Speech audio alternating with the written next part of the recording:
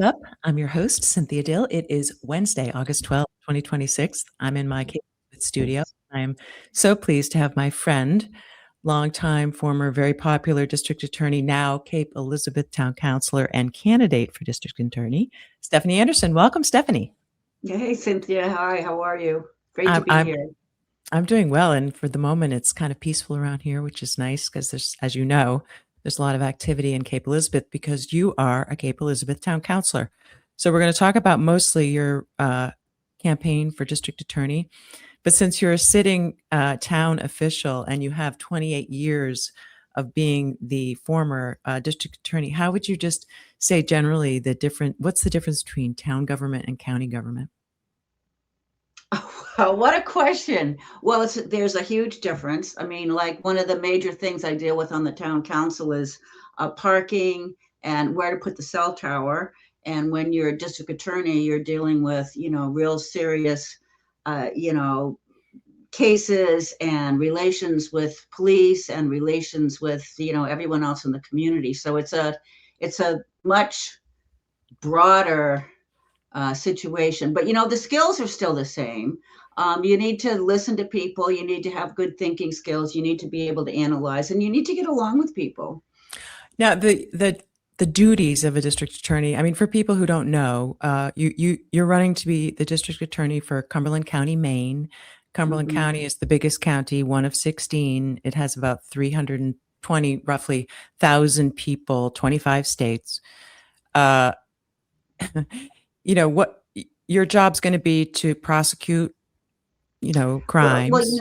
it's yeah. The district attorney, in a nutshell, is the chief administrator of justice in the county. That in a nutshell, that's what it is. And I went to the Blueberry Festival in Gray last Saturday. It was very nice, by the way. It was very Oh, sweet. I Walked bet. around, and I was shocked.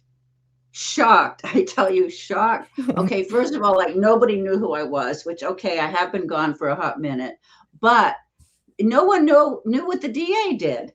I said, do you know what the district attorney does? And they're like, no. I wanted to say, don't you watch Law and Order? I mean, so yeah, people don't really know. But the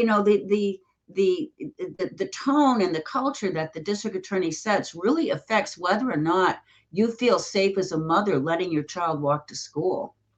Well, It really affects how you as a small business person feel about the future success of your business. It affects every aspect of your life, but people don't realize it. Well, some people must have realized it because you had retired after 28 years with an impeccable record and went out, just with all high marks, enjoying a comfortable retirement. Now you're being pulled Little back. And so why is it that you were recruited to run uh-huh. again for district attorney, and why did you decide to take up the job? Okay. And I do refer to my retirement life as my little retirement life. Um, yeah. Why? Okay. I have a heart for justice. I always have. It's a driving force of my life. I mean, in addition to the 28 years I spent as DA, I spent the previous 10 years in the same arena. And what happened In was Brooklyn, New York, I might add. in trying murder cases.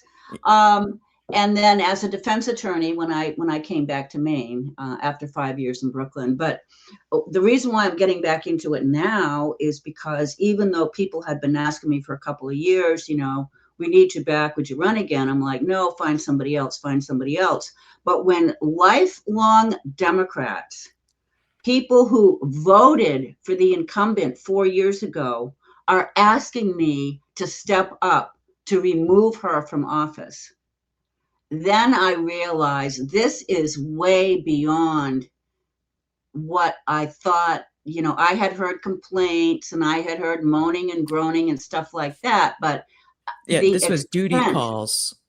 yeah, exactly. So why is the incumbent's tenure such a train wreck?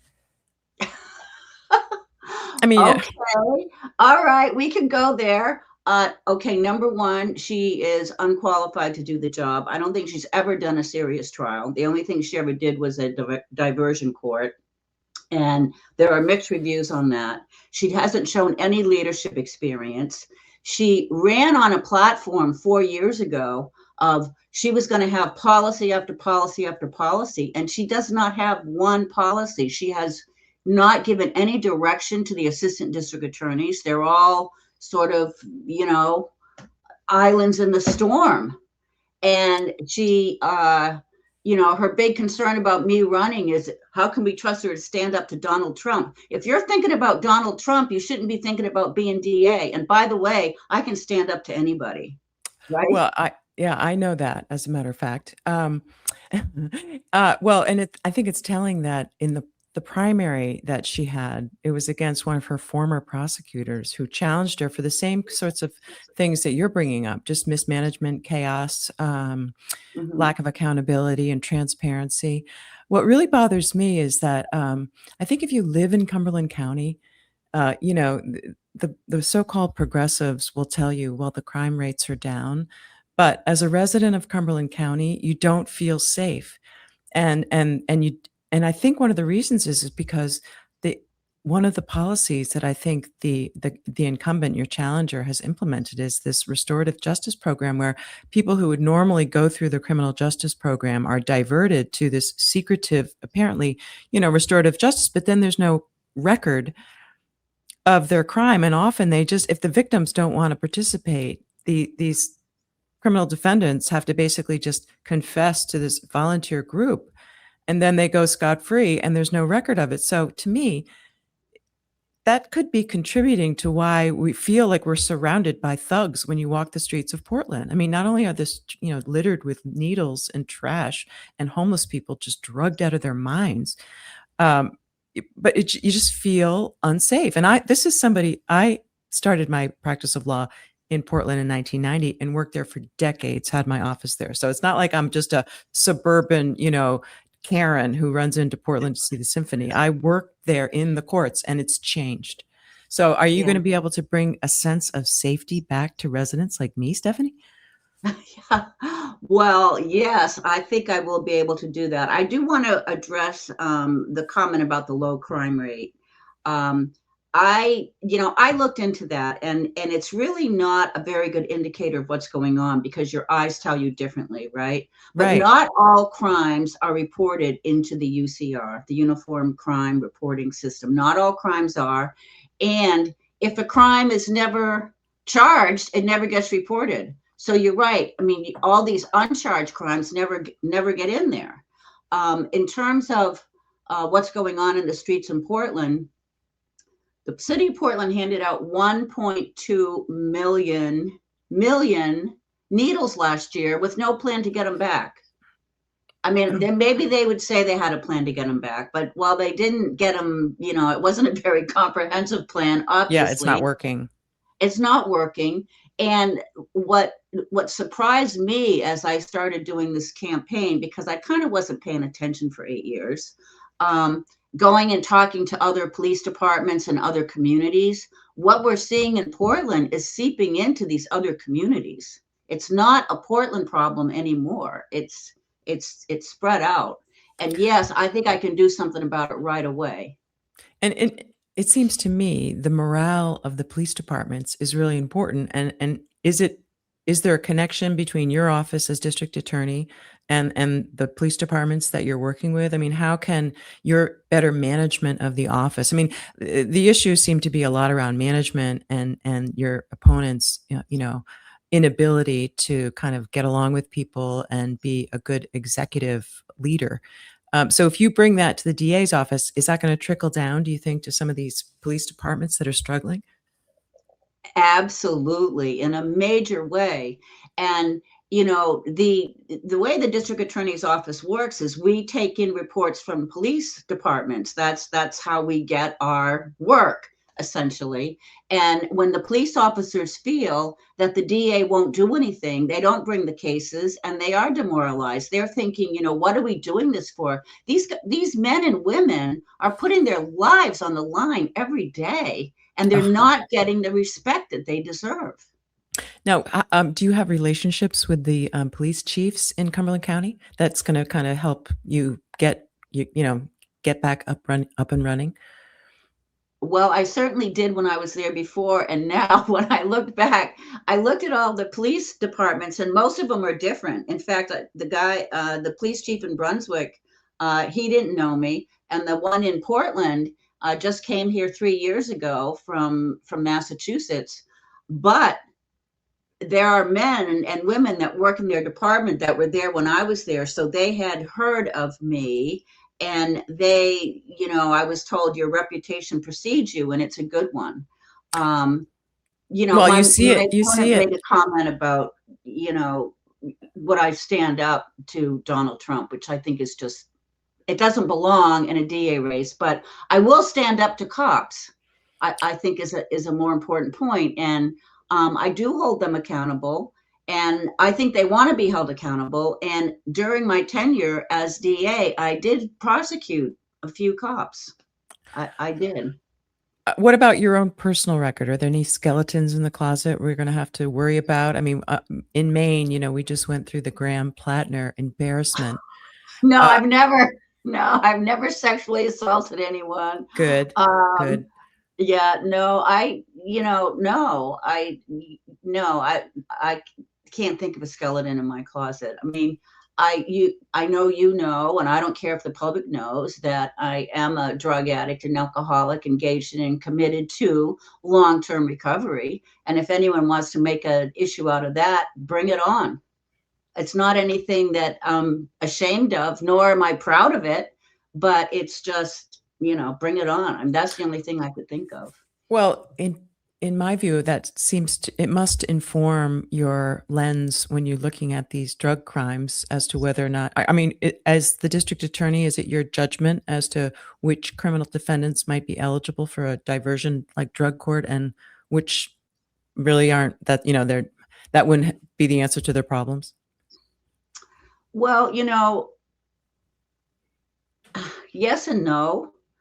I mean, my experience is a very personal one, and I can't take my experience and say, well, you're in this situation, and so, it must be A, B, and C. It could be very, very different.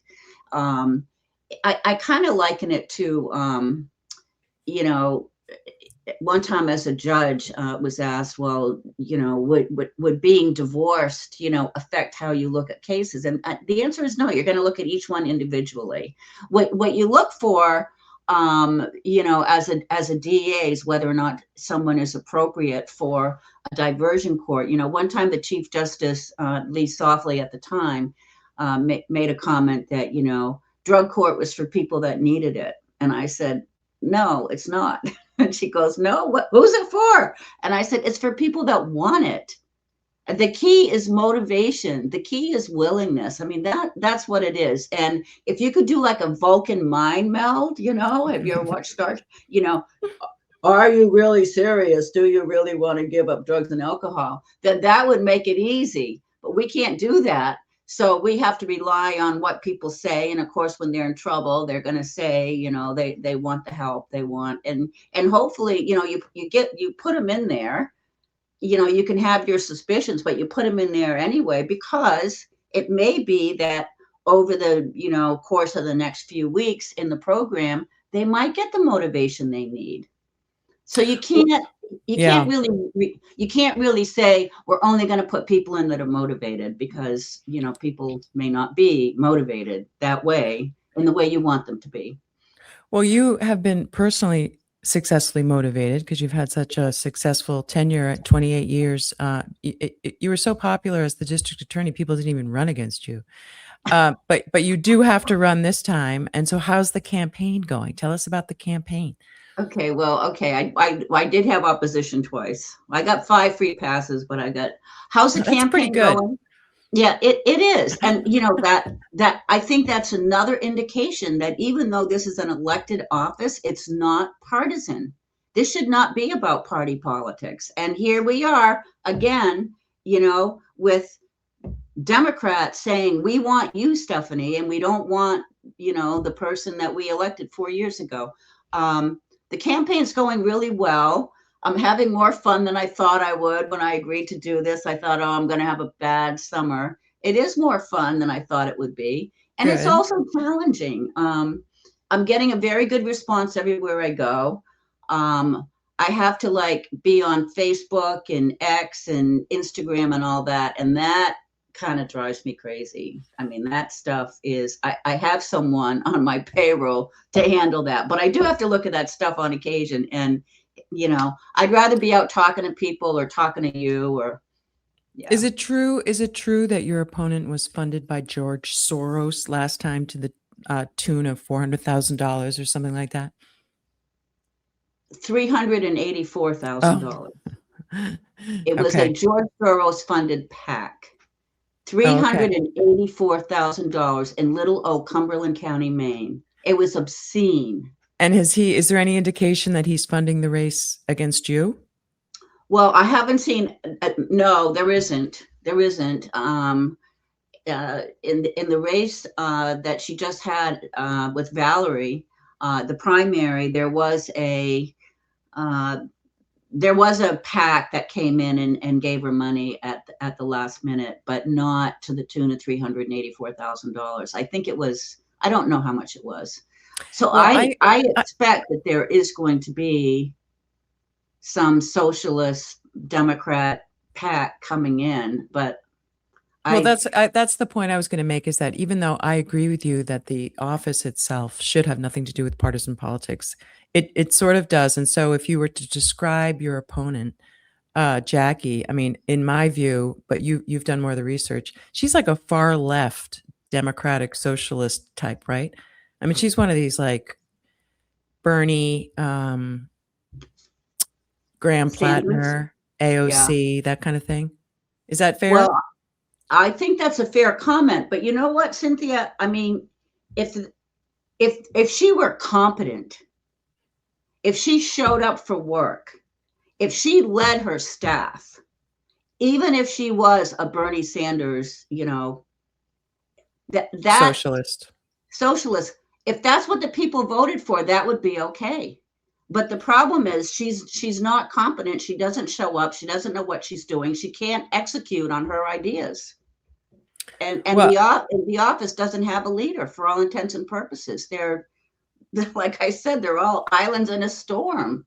How big is the actual office? Like you would be the district attorney, then you would have assistants and then there's staff. Like roughly how many people are you 50. supervising? 50? 50. And how big's the budget? 51, it might be 49, it might be 52, I don't know, but it's around 50. And what's the budget like? I don't remember exactly. I think when I left, it was about 1.3 million, but you can't, that's the county budget. You know, the district attorney's office is a strange hybrid when it comes to funding. The state, through the Department of the Attorney General, pays for all of the salaries and benefits of the ADAs.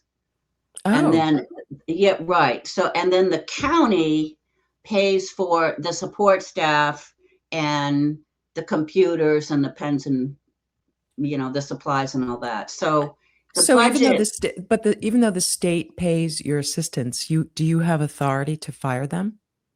Yes. Yes. That's interesting. The assistant DAs are at-will employees. Now, Maine, you know, I mean, you know employment law better than I do, and you know that even in an at-will state or an at-will situation, you can't just willy-nilly fire someone. I mean, there has to be a legitimate basis. There has to be a legal basis, but you don't have to go through, you know, all the hoops that you do when there's a collective bargaining agreement. Now, Stephanie, you were a Republican the whole time you were the district attorney. And like I said, we're supported. Often Democrats didn't even run against you. And a lot of people didn't even associate you necessarily with the Republican Party. But you were a Republican because you served on the county committee and in various leadership positions. And you have connections to, you know, Republican kind of powerhouses. Through that lens, how do you view the upcoming election? Like, is it, I don't know, are you going to take a backseat, for instance, to some of the other campaigns that you normally would be involved in? Are you taking a stand in the United States Senate race, for instance? Are you backing a candidate? Well, I am okay. I am running unenrolled, and I am, talking to both parties. I'm dealing with both parties. I'm not campaigning with any individual.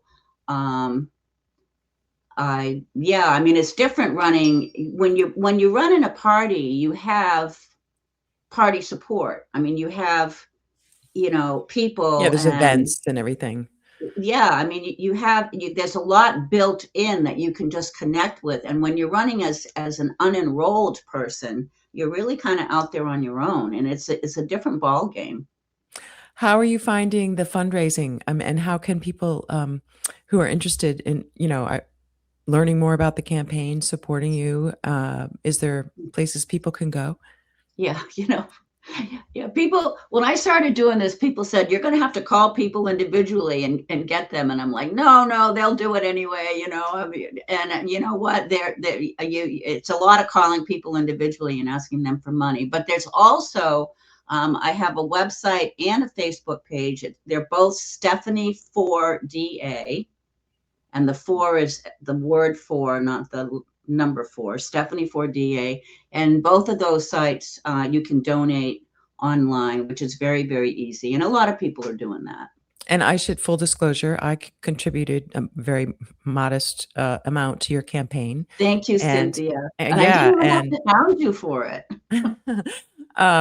what else? Like, are people voting already? Are you encouraging people to vote absentee? Well, people can start voting on October 6th. And what's So your go ahead. well, what's your big plan for election day? Where you going to cruise around? Are you going to stay in one spot? Well, election day is, I think, November 3rd, right? I Hmm. don't know what I'm going to do. Countywide, I mean, what can you do? There must be, I don't know how many polling places there are in the county. But I haven't made a plan for that yet. And, I've already been asked, because I've got some, town chairs, and I've got people, and they're like, so where's the watch party? Where's the watch party? I'm like, I don't know. And do you get results before midnight? I mean, do I really want to keep people up until midnight? I don't know. It's different now. It used to be. I remember the last time I ran a contested race for DA, you had results at 9 o'clock. Yeah. I mean, that just doesn't happen anymore. Well, Stephanie Anderson, is there anything else you want to share with listeners before I let you go? It's certainly been a pleasure hearing about your campaign and your exciting race. What else? Well, I guess I just want to say that, people really don't we're going back to something we talked about earlier. People don't really understand what the DA does, but, the DA really impacts how you feel in your community. It impacts how safe you feel, how mothers, are they okay with letting their kids walk to school? Um, are businesses okay with opening their doors? Are they going to survive or not? I mean, it's probably the most personally impactful decision of this entire race. Governor, senator, Congress. This is probably in terms of affecting your personal life, the DA's race is more impactful than any of those other races, I would say. That's a Well, bold statement. well, I mean, politics is local. Everything's local, and what's close to home for so many people in this kind of chaotic era that we live in is just security. People want to have a sense of security. They want to have faith in their institutions. They want to trust their leaders, to Mhm. show up and to be honest and hardworking and humble. And that, I think, describes you perfectly. So thank you so much for being a guest on my show. I wish you the best of luck. Thank you also for your public service to our community. Cape Elizabeth is very lucky to have you. And until next time, this is Cynthia Dill signing off. Thanks, Cynthia. Great to see you. Thank you. You too. Bye, everyone.